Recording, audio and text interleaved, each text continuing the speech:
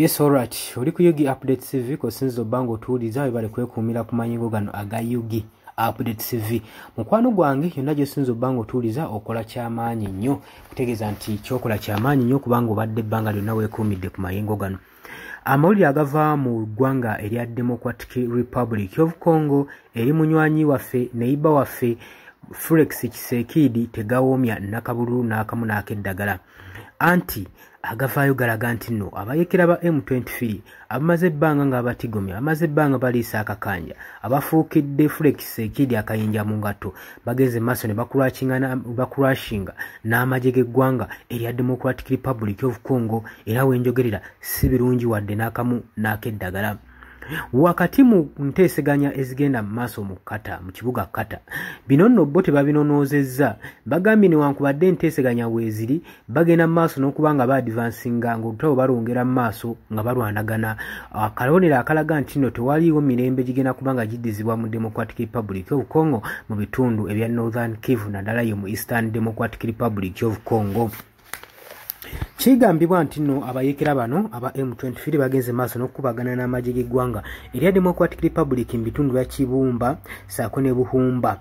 Ebyo ebitundu byagenze maaso n'okubanga basiisiriramu ng'emmundu etokotera ddala gwe mukwano gwange obutejjiza. Wabula abayekera ba M23 bo balumiriza amagye g'eggwanga erya Democratic Republic of Congo nti gagenda maaso n'okutyoboola eddembe lye babataddewo mu masekkati ga Peaceful Talks bagamba nti nno tubanga tutaddewo emirembe ate amagye g'eggwanga erya Democratic Republic of Congo gagenda maaso ne gakomawo ne gakyankalanya ne gataakinga ebitundu bye tuba tusiizinze ne gataakinga territories zaffe era y'ensonga lwaki tetusobola kusiizinga fire kati kubanga ne gavumenti ya DRC eremeddwa okubanga esiizinga fire. Buli muntu alumiriza munne amagye g'eggwanga erya DRC galumiriza abayekera ba M23 nga we gasosonkereza ganne waago kubano asosonkereza ani akyatubuze kuba n'abayekera bawamba buwambi ebyo ebitundu. Jjukira nti nno bukyanga bawamba bakeddiza ebibuga 2 saako ne airports 2 omuli Goma, Bukavu, Buvuma airport saako ne Goma airport ebyo byonna babisiizinga era nga biri mu control y'abayekera bano aba M23.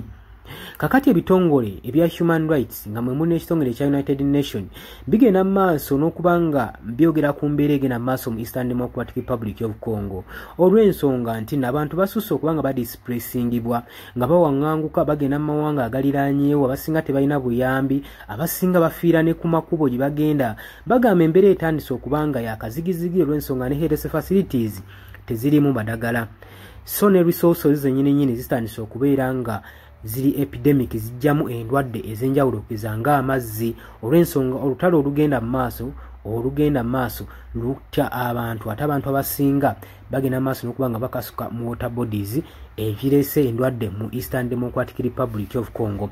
Jjukira bali baava ne balangirira nti omuwendo gw'abantu abaakafa era n'abaakalwala obulwadde bw'Ebola bugenda maaso n'okubanga butambula okuva mu East Democratic Republic of Congo.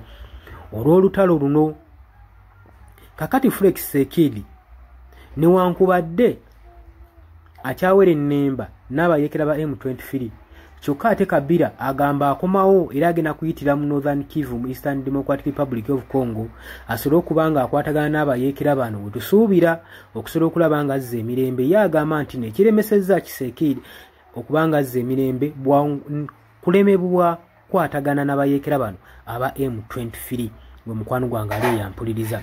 Oli ku Yugi Update CV ko sinzo bango tuuliza era we bali kwekumira ku mayingo gano gwagala otuyungako kiriya wansi olw'ekigambo subscribe kikoneko obeere ng'otuyungako ddala bulungi nnyo abali emitala w'amayanja mbaanirizaako mwe bali kwekumira ku Yugi Update CV mbaagala nnyo era mweraba tugenda kubanga tukomawo. Yes, nkulamusizaako nnyo mukwano gwange yonna gy'osinzira okubanga otuwuliriza gwenna omuwuliriza wa Yugi Update CV. Mukola kyamaanyi nnyo okwekuumira ku mayengo gano. Mwe abali emitala w'amayanja abali mu diaspora nammwe mbalamusizaako nnyo sibeerabidde kubanga wemmwe mpagi luwaga abayimirizaawo amayengo ga channel eno okubanga ekulaakulana n'okutuusa eddoboozi lyammwe eri abantu be muba mwagala libatuukeko bonna bonna. Abali emitala w'amayanja ye mbamenye ntya abali Qatar, Dubai, US, UK, abali mu South Africa, abali ku muliraano mu Kenya Nairobi, abali mu Canada, abali mu Dubai, mwenna mbaanirizaako nnyo mwe bali kwekuumira ku mayingo gano aga Yugi Updates TV. Kakati nno era mu ngeri yeemu twagala obbategeeza mikwano gyaffe nti enamba y'essimu gye tutadde mu WhatsApp gy'olaba eyo eri mu kikala ekimyufu, eri mu People Power Color. Eyo nno gwayagala okuba ng'olanga naffe gy'ogenda okuba ng'oyitako gwe mukwano gwange gwayagala okukola advertisement, osobola okuba ng'okuba bizinesi y'abantu, enamba gy'oba oyitako ojja kuba ng'osobola bulungi nnyo communicatinga naffe buli kyonna ky'onooba oyagala tuteeseganyeemu nakyo gwe ali eyo ampuliriza. Mbeebazaamu ak'ensusso mmwe abagenze mu maaso okukola omulimu gw'okusubscribinga kweno channel. Buli w'osubscribinga kimanye nti oba oyongeddeko eddaala kweno channel. So mmwe mbeebazaamu ak'ensusso nammwe ababyagaliza ab'enganda bako n'ab'emikwano mbakubiriza okusubscribinga ku Yugi Updates TV mukolera ddala ekintu ky'amaanyi. Weewaawo naawe gwe atanuma kuba ng'otwegattako nga oliko gwe atuwuliriza, osobola okugenda wansi awo waliwo ekigambo subscribe n'okikoonamu, ojja kuba ng'osobola bulungi nnyo otwegattako. Buli w'osubscribe nga kitegeeza oba ogenda kuba ng'ofollowinga buli kyonna ekigenda mu maaso ekikolebwa ku mukutu guno ogwa Yugi Updates TV. Kitegeeza ki? Nti gwe ayagala okuba ng'otufollowinga bw'oba omaze okusubscribinga teweerabirako na mukadde, genda wansi wali okoonene mukadde osobole okuba ng'ofuna notification message. Buli w'okoona mukadde wabeerawo ka notification message akajja akakulaga nti nno waliwo information erinkinze ku Yugi Updates TV gwe mukwano gwange ali eyo mpuliriza. Ng'era we mbeebazizza ekyensusso nammwe abajja mu comment section mbeebaza. Mwabajja ne mukomentinga ne muteekako endowooza yammwe eri eggwanga ne mulitangaaza. Kubanga njagala mukitegeere.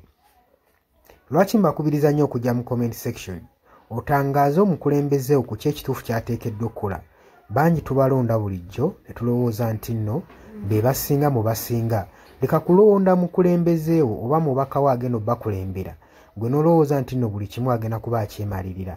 Kimanye nti nno omulonze bulonzi mukulembeze kukulembera oba kukulembera kitundu kyammwe. Mmwe bagenda okukulembera ye mmwe bagenda okuba ng'akiikirira bukiise eri yonna yonna mu gavumenti. So si tekyandibadde kya bwenkanya omulekera obuvunaanyizibwa n'otamu advisinga. Ky'oba olaba mbakubiriza okujja mu comment section muteekewo endowooza zammwe musobole okutangaaza ku bakulembeze bammwe ku biki ebituufu bye bateekeddwa okukola. Bangi tubalonda bulijjo ne bagenda mu parliament nga babadde bantu balamu ne batuuka eyo ne bawuttaalirayo. Kitegeeza ki? Nti olina okuba nga buvunaanyizibwa bwo okuzuukusa omubaka wo oba olaba nga yeebase gwe mukwano gwange ali eyampuliriza. Ne ntumirako nammwe abalwanirira eddembe ly'enkyukakyuka mu ggwanga lyattu Uganda mukola ky'amaanyi nnyo okulwanirira enkyukakyuka. Gwe ali yeebase ng'ebintu tobiraba obanga olabanga ebitakukwatako bijja tuuka ekiseera bikwateko. Wabula ate gwe nkuzaamu amaanyi agenda mu maaso n'okuyiwawo omubiri ng'olwanirira enkyukakyuka. Bannange abantu abo mubeebazeemu ak'ensusso kubanga bakola ky'amaanyi nnyo obbaliidinga n'obbakulemberamu n'okubalaga ki ekituufu ekisaanidde okukolebwa. Mukimanye mu nsi we tuba tubaako bye tulwanirira oba bye tuluubirira, si lwakuba nti nno tukolerera oba abasinga bayinza olowooza nti omuntu ogenda mu maaso n'okuba nga alwanirira enkyukakyuka alina bye yeeyagaliza nga ye omuntu. Kino njagala okukibategeeza nti mu kulwana ebiseera ebisinga weewaawo tetufuna ekyo kye tuba twagala, kye tuba tuluubirira. Naye okulwana tusuubira, wano mu kulwana tuba n'essuubi nti tusobola okufuna ekyo ekitugwanira. Kati naawe mukwano gwange ali eyo alwanira enkyukakyuka, kino kankikutegeeze. Wandibanga nno oli eyo olwana nga tumanyiddwe ogenda kifunamu, weewaawo oyinza obutafuna ekyo ky'oyagala, naye osobola okufuna ekyo ky'ogwanira. So tulwana olw'enkyukakyuka nga tulwanirira okufuna ekyo kye tugwanira. Kati gwe mukwano gwange ky'ofuna kye kiggwanira eyo gy'oli. Wandibanga ky'oyagala okifuna naye kye kiggwanira. Bangi mugenda ne muwambatalira eyo mu bibiina by'obufuzi ne babafujjirira omusimbi. Yesi ssente ozifuna bazikuwa era obulamu bwo bweyagala, naye okakasa ekyo kye bakuwa kibakufujirira mu kabaasa kye kiggwanira. Ebiseera ebisinga ffe tetulwana olw'okuba nti no twagala kufuna ebyo bye twetaaga. Nedda, wabula tutunuulira nnyo pointi eno nti kye tugenda oba kye tulwana kyenfuna kyengwanira. Mutuufu ogenda n'oweetunulamu n'olaba nga kyofuna si kyokola ki? Si kyogwanira nga ggwe munnansi. Ky'oba ovaayo n'embavu osobole okuba nga olwanirira enkyukakyuka gwe mukwano gwange ali eyampuliriza.